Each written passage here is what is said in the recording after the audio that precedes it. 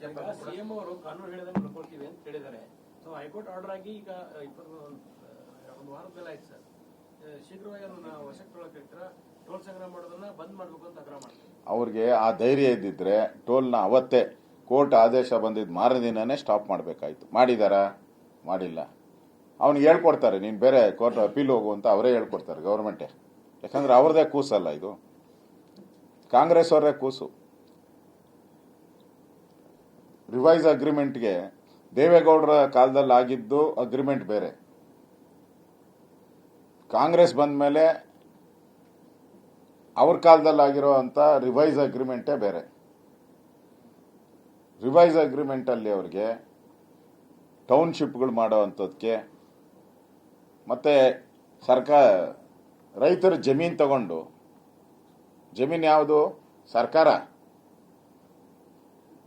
ಆ ಜಮೀನ್ ಮೇಲೇನೆ ಲೋನ್ ತಗೊಳಕ್ಕೆ ಅವಕಾಶ ಮಾಡಿಕೊಟ್ರು. ಅಂದ್ರೆ ನೈಸ್ ಒಂದು ನಯಾ ಪೈಸಾ ಇನ್ವೆಸ್ಟ್ಮೆಂಟ್ ಇಲ್ಲ ಇಲ್ಲಿ.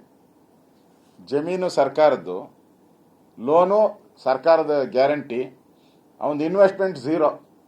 ಒಂದು ನಯಾ ಪೈಸಾ ಇನ್ವೆಸ್ಟ್ಮೆಂಟ್ ಇಲ್ದಿರ ಇದುವರೆಗೂ ಕೋಟ್ಯಾಂತರ ರೂಪಾಯಿ ಲೂಟಿ ಹೊಡೆದಂತ ಒಂದು ಸಂಸ್ಥೆ ನೈಸ್. ಅದರಿಂದ ನಾನು ಇದೆಲ್ಲ ಹೊರಗಡೆ ಬರಬೇಕಾದ್ರೆ ಅಗ್ರಿಮೆಂಟ್ ಅಲ್ಲಿ ಏನೇನು ಫೇವರಿಸಮ್ ಅನ್ನ ಮಾಡಿದ್ದಾರೆ ನೈಸ್ಗೆ, ಅದೆಲ್ಲ ಬಯಲಾಗಬೇಕು.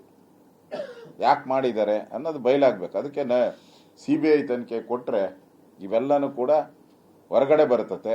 ನಿಜವಾದ ಕಳ್ಳರು ಯಾರು ಅನ್ನೋದು ಜನಗಳಿಗೆ ಗೊತ್ತಾಗ್ತತೆ. 30 ವರ್ಷ ನಮ್ಮನ್ನ ಲೂಟಿ ಹೊಡೆದ್ರಲ್ಲ, ಆ ಲೂಟಿ ಹೊಡೆದಂತ ಹಣ ವಾಪಸ್ ಬರೋ ಅಂತದಕ್ಕೂ ಅವಕಾಶ ಆಗುತ್ತೆ.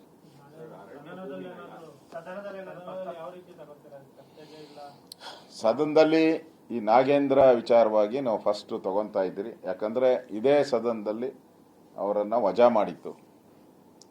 ಅದು ಸ್ಕ್ಯಾಂಡಲ್ ಅಲ್ಲ, ಡೈರೆಕ್ಟ್ ಸರ್ಕಾರದ ಹಣವನ್ನ ಡೈರೆಕ್ಟ್ ಆಗಿ ಎತ್ಕೊಂಡು ಹೋಗಿ ಬೇರೆ ಬೇರೆ ಬ್ಯಾಂಕ್ಗಳಲ್ಲಿ, ಕೋಆಪರೇಟಿವ್ ಬ್ಯಾಂಕ್ಗಳಲ್ಲಿ ಹಾಕಿ ಅಲ್ಲಿಂದ ಎಲೆಕ್ಷನ್ಗೆ ತಗೊಂಡೋಗಿರೋದು ಈಗಾಗಲೇ ಪ್ರೂವ್ ಆಗೋಟಿದೆ.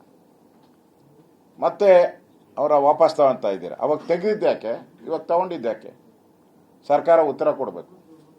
ಅದಕ್ಕೋಸ್ಕರ ಫಸ್ಟ್ ನಾಗೇಂದ್ರ ವಿಚಾರವಾಗಿ ನಾವು ಸದನದಲ್ಲಿ ಒಳಗಡೆ ಹೋರಾಟವನ್ನ ನಾಳೆ ಮಾಡೋರಿದ್ದೀವಿ. ನಾವು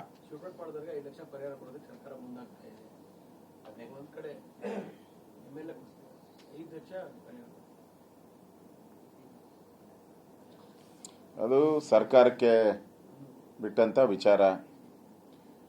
ನಾವು ಸಾವಿಗೆ ನ್ಯಾಯ ಕೊಡಿ ಅಂತ ಅಷ್ಟೇ ನಮ್ದು ಪ್ರಶ್ನೆ.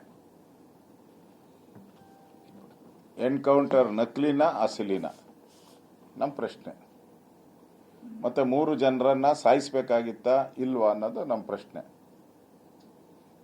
ಜನ ಏನು ಹೇಳ್ತಾ ಇದ್ದಾರೆ, ಅರಣ್ಯ ಇಲಾಖೆ ಅಧಿಕಾರಿಗಳು ಎರಡು ಬಹಳ ಅಪೋಸಿಟ್ ಡೈರೆಕ್ಷನ್ ಅಲ್ಲಿ ಹೋಗ್ತಾ ಇದೆ.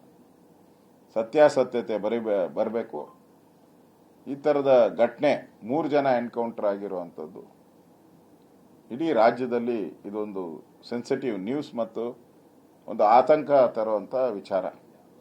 ಈ ಆತಂಕವನ್ನ ಸರ್ಕಾರ ಕ್ಲಿಯರ್ ಮಾಡಬೇಕು, ನಮ್ಮ ಆಗ್ರಹ.